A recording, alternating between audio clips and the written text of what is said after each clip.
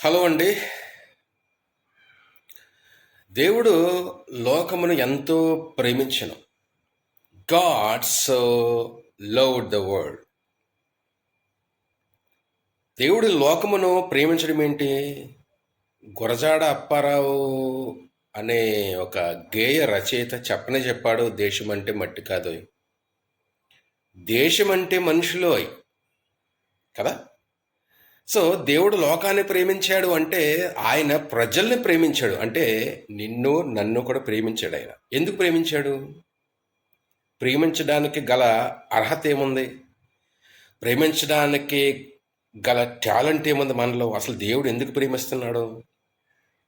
ఈ లోకంలో చూసుకుంటే ఒక మనిషి ఇంకొక మనిషిని అభిమానించాలన్నా, గౌరవించాలన్నా, ప్రేమించాలన్నా ఏదో ఒక అర్హత ఉండి తీరాల. టాలెంట్ అంటాం. టాలెంట్ ఉంటే లోకంలో ప్రేమిస్తాను, టాలెంట్ ఉంటే లోకంలో బాగా అభిమానిస్తారు, ప్రేమిస్తారు. మరి మనలో ఏ టాలెంట్ ఉందని, ఏ అర్హత ఉందని, ఏ ప్రాముఖ్యత ఉందని దేవుడు మనల్ని ప్రేమించాడు? మనలో ఏ అర్హత లేకపోవడమే దేవుడు ప్రేమించడానికి గల కారణం. అగాపే, స్వార్థం లేని ప్రేమ, అంటే నిస్వార్థమైనటువంటి ప్రేమ. తుచ్చమైనటువంటి మనల్ని దేవుడు ప్రేమించాల్సినటువంటి అవసరం ఏంటి అసలు ఆయనకి? దేవుడు కనికరించాల్సిన అవసరం ఏంటి? దేవుడు మనల్ని కరుణించాల్సినటువంటి ఆవశ్యకత ఏంటి ఆయనకి? ఎందుకు ప్రేమించాలి మనల్ని? ఏమండి, ఒక భక్తుడు ఏమంటాడంటే, దేవుడు మనల్ని రక్షించకపోతే దేవా నన్ను పాపములో నుండి ఎందుకు రక్షించలేదు అని తిరిగి ప్రశ్నించే అర్హత మనిషికి లేదని చెప్పడానికి ఒక ఉపమానం చెప్పాడు ఒక భక్తుడు. మీకు అర్థమైందా నేను చెప్పేది? దేవా, నేను పాపంలో పడిపోయినప్పుడు నన్ను కరుణించలేదు, నన్ను కటాక్షించలేదు, నా పట్ల జాలి కురిపించలేదు, నన్ను ప్రేమించలేదు, అసలు నన్ను ఈ పాప కోపములో నుండి నువ్వు నన్ను పైకి లాగలేదు, నన్ను రక్షించలేదు ఎందుకు అని ప్రశ్నించే అర్హత మనిషికి లేదంట. దేవుణ్ణి ప్రశ్నించే అర్హత మనిషికి లేదు. దానికి ఒక ఉదాహరణ చెప్తాడు ఒక భక్తుడు. ఏంటంటే, నేను ఒక గుడికి వెళ్ళాను, ఏదైనా ఒక మెదక్ చర్చ్ దేవాలయానికి వెళ్ళాను, ప్రార్థన చేసుకుని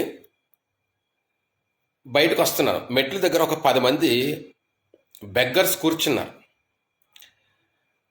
ఆ 10 మందిలో కేవలం నేను ముగ్గురికి మాత్రమే దానం చేసి, తలో 10 రూపాయలు ముగ్గురికి మాత్రమే దానం చేసి, మిగతా 7 మందికి నేను దానం చేయలే. అప్పుడు ఆ 7 మంది తిరిగి నన్ను అడుగుతారా, ఏమయ్య సురేష్, మేము ఏ పాపం చేశామని నువ్వు మాకు ధర్మం చేయలేదు అంటే? వాళ్ళకు చేసావు, మాకు చేయలేదు నువ్వు అని చెప్పేసి ఆ 7 మంది భిక్షగాళ్ళు నన్ను అడుగుతారా? తిరిగి అడగలేరు. కారణం ఏంటంటే, నేను ఇచ్చే పరిస్థితిలో ఉంటే వాళ్ళు తీసుకునే పరిస్థితిలో ఉన్నారు, కానీ నేను ఇవ్వకపోతే డిమాండ్ చేసే పరిస్థితిలో వాళ్ళు లేరు. ఇస్తేనే పుచ్చుకుంటారు. ఇన్ ద సేమ్ వే దేవుడు రక్షణ ఇస్తేనే తప్ప, రక్షిస్తేనే తప్ప దేవా నన్ను ఎందుకు రక్షించలేదు అని తిరిగి ప్రశ్నించే అర్హత మనిషికి లేదంట. మీకు అర్థమైందా? అయినా కూడా ఏ టాలెంట్ ఉందని దేవుడు మనల్ని ప్రేమించాడు? ఏమీ లేకపోవటమే దేవుడు మనల్ని ప్రేమించడానికి గల కారణం. ఓకే, అది ఫస్ట్ పాయింట్. రెండోది ఏంటంటే,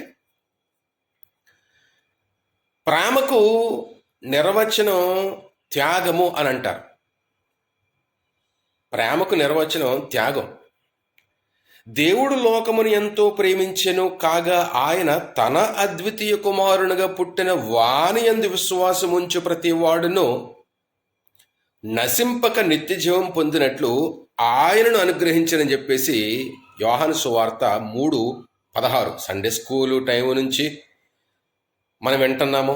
చాలాసార్లు దీని మీద మనం ప్రసంగాలు కూడా చేసి ఉంటాము కదా. సో ఆయనను అనుగ్రహించాడు. ఇది త్యాగం. ఇక్కడ లవ్ కనిపిస్తుంది. ఏమండి, ప్రేమకు నిర్వచనం త్యాగము. ఆ త్యాగం కూడా ఇక్కడ కనిపిస్తుంది. మీరు అర్థం చేసుకుంటే, దేవుడు లోకాన్ని ప్రేమించాడు.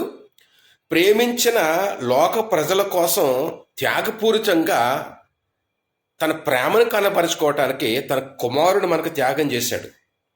అంటే ప్రేమ మరియు త్యాగం. ఇప్పుడు చెప్పండి, ఎక్కడుంది? ఏ గ్రంథంలో ఉంది దేవుడు మనిషిని ప్రేమించాడు అని? దేవుడు తన ప్రేమను నిరూపించుకోవటానికి పలానా కార్యం చేశాడు అని ప్రాక్టికల్గా చెప్పడానికి ఏ గ్రంథంలో వివరణ ఉంది? లోకములో ప్రాచీన మతాలు, నవీన మతాలు చాలా ఉన్నాయి కదా. ఏ గ్రంథంలో ఉంది దేవుడు లోకాన్ని ప్రేమించాడు అని? ఏ గ్రంథంలో ఉంది ఏ అర్హత లేకపోయినా కూడా దేవుడు మానవాళిని ప్రేమించాడు అని చెప్పి తన ప్రియకుమారుని ఇచ్చేశాడు ప్రేమకు నిర్వచనంగా, త్యాగంగా అని చెప్పేసి ఏ గ్రంథంలో ఉంది? Only in the Bible you can see. Only బైబిల్లో మాత్రమే ఉంది. యేసుప్రభు వారు కూడా ఒక మాట అంటాడు. యోహాను శిష్యులు అనుకుంటా వచ్చి ఆయన్ని అడుగుతారు, ప్రభువా, యోహాను తన శిష్యులకు ప్రార్థన నేర్పించినట్టుగా మాకు కూడా ప్రార్థన నేర్పించు అని చెప్పేసి అంటే ప్రభువారు ఏమంటారు అంటే, పరలోకమందున మా తండ్రి అని పిలవండి అంటాడు. అవర్ హెవెన్లీ ఫాదర్ అంటే మనిషి ఎవరో కాదు, దేవుని స్వరూపం. God made man in his image are likeness. దేవుడు తన స్వరూపములో చేసుకున్నాడు మనిషిని. అంటే స్వరూపము అనే మాట ఇక్కడ జంతులోకానికి భిన్నముగా కనిపించే నిర్మాణ వ్యవస్థ. అంటే దేవుడు ఏ విధంగా నిర్మించాడు అంటే తన స్వరూపములో, అంటే జంతులోకానికి భిన్నంగా సపరేట్గా నిర్మించాడు. మనిషి వేరు, జంతులోకం వేరు. మనిషి వేరు, జంతువు వేరు. దేవుడు మోరల్గా, దేవుడు ఎమోషనల్గా, ఆయనకున్నటువంటి హావభావాలు అన్నీ కూడా మనకి ఉన్నాయి. ఆ విధంగా దేవుడు మనల్ని సృజించాడు. సో నాకు అనిపిస్తుంది ఒక్కోసారి, దేవ నిజంగా గనక నువ్వు నన్ను ప్రేమించకపోతే నా పరిస్థితి ఏంటి? బైబిల్లో కూడా ఏముంటుంది అంటే, ఈయన నా ప్రియకుమారుడు, ఈయన యందు నేను ఆనందిస్తున్నాను అని ఉంటుంది. మరో చోట ఈయన నా ప్రియకుమారుడు, ఈయన మాట ఒబే అవ్వండి, వినండి అని ఉంటుంది. That means God loved us and he gave his son to us.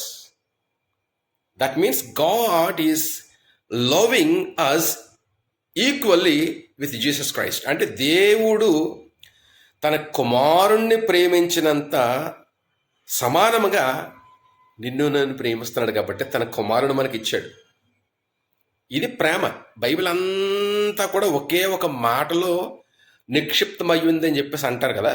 కొన్నిసార్లు ఇది వాస్తవమేమో అనిపిస్తుంది. యోహాను సువార్త 3:16. లేకపోతే దేవుడేంటి మనల్ని ప్రేమించడం ఏంటండి? మనం ఎంత ధన్యులమండి. ఇప్పుడు దేవుణ్ణి మనం క్రీస్తు ద్వారా దేవుణ్ణి మనం తండ్రి, అబ్బా అని ధైర్యంగా మొరపెట్టచ్చు. We can call God as Abba and father because he's son Jesus Christ.